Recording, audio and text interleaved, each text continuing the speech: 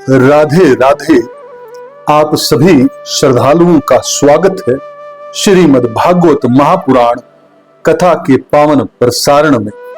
आज हम आरंभ कर रहे हैं श्रीमद् भागवत महापुराण के प्रथम स्कंद के प्रथम अध्याय का दिव्य पाठ।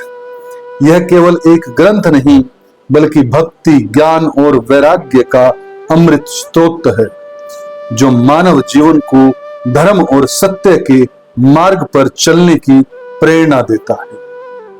आइए श्रद्धा और भक्ति भाव के साथ सुनते हैं श्री भागवत महापुराण का पावन पाठ। श्री सूत जी से शौनक आदि ऋषियों का प्रसन्न मंगलचारण, जिससे जगत की सृष्टि, स्थिति और प्रलय होते हैं, क्योंकि वह सभी सद्रूप पदार्थों में अनुगत हैं और असत्य पदार्थों से पृथक हैं, जड़ नहीं चेतन है, परतंत्र नहीं स्वयं प्रकाश है, जो ब्रह्मा अथवा हिरण्य गर्भ नहीं, प्रत्युत उन्हें अपने संकल्प से ही जिसने उस वेद ज्ञान का दान किया है, जिसके संबंध में बड़े बड़े विद्वान भी मोहित हो जाते हैं।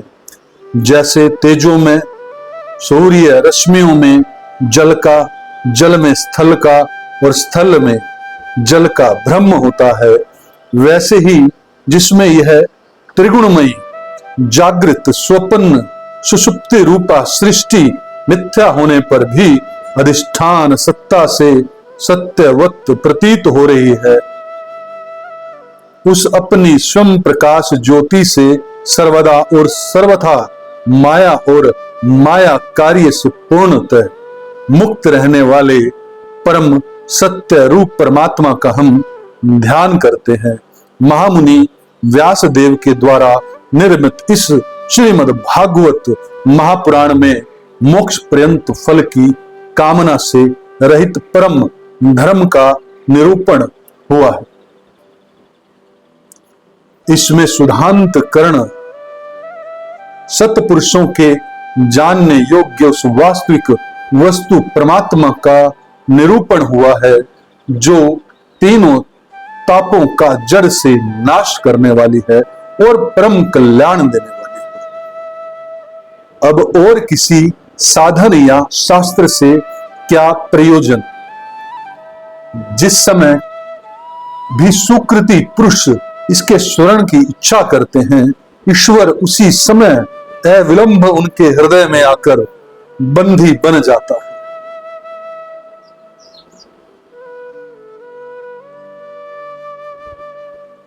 रस के मर्मज्ञ भक्तजन श्रीमद् भागवत वेद रूप कल्प वृक्ष का पका हुआ फल है।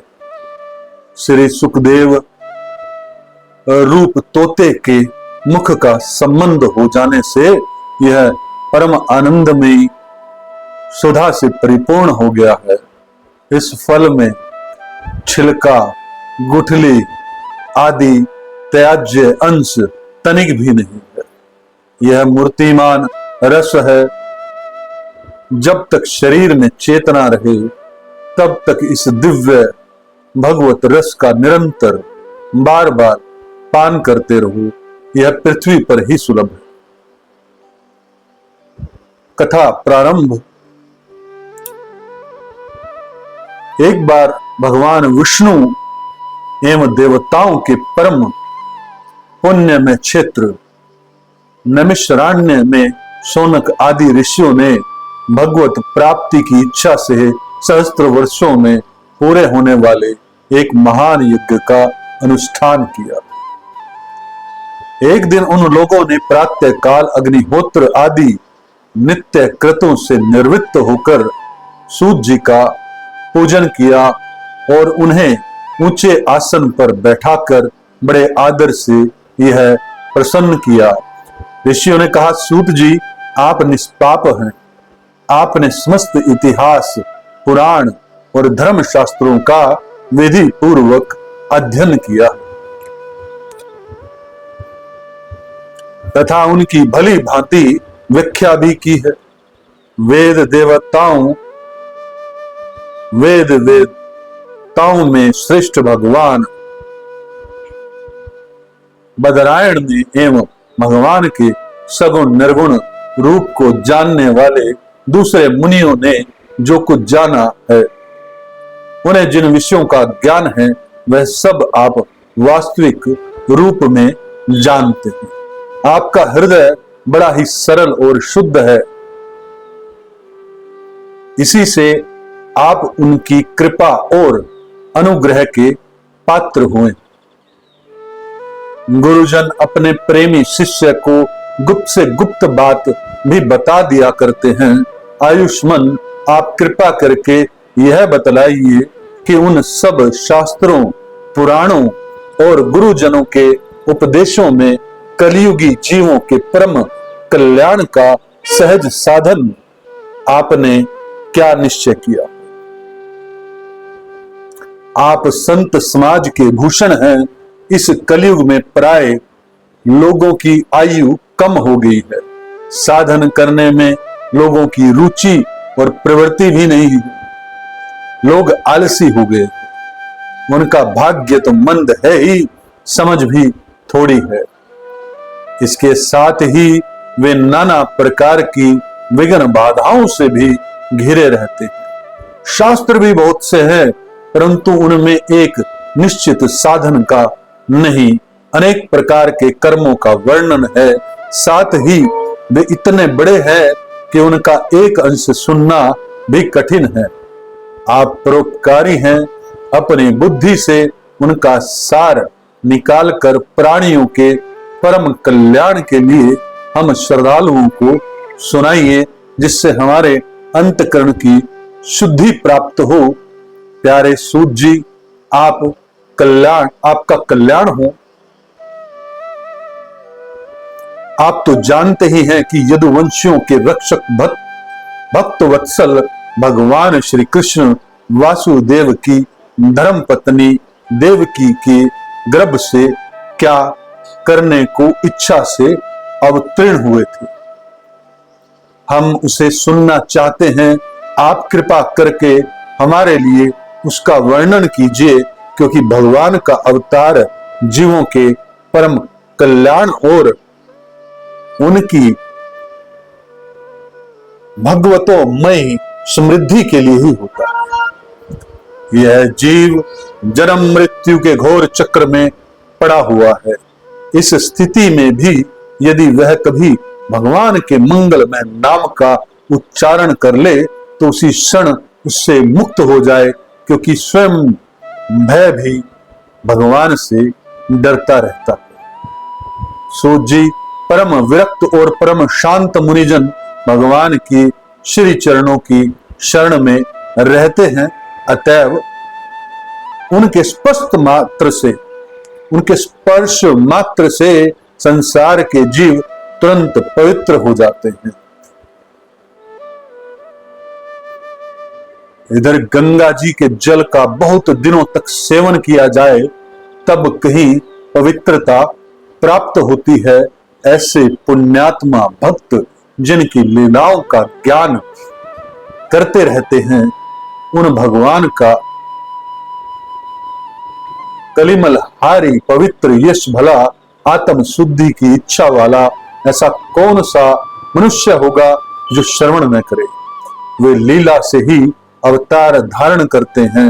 नारद जी महात्माओं ने उनके उद्धार कर्मों का गान किया है। हम श्रद्धालुओं के प्रति आप इनका वर्णन कीजिए।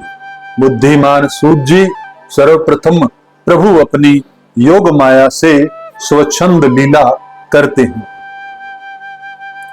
आप उन श्री हरि की मंगलमयी अवतार कथाओं का अब वर्णन कीजिए।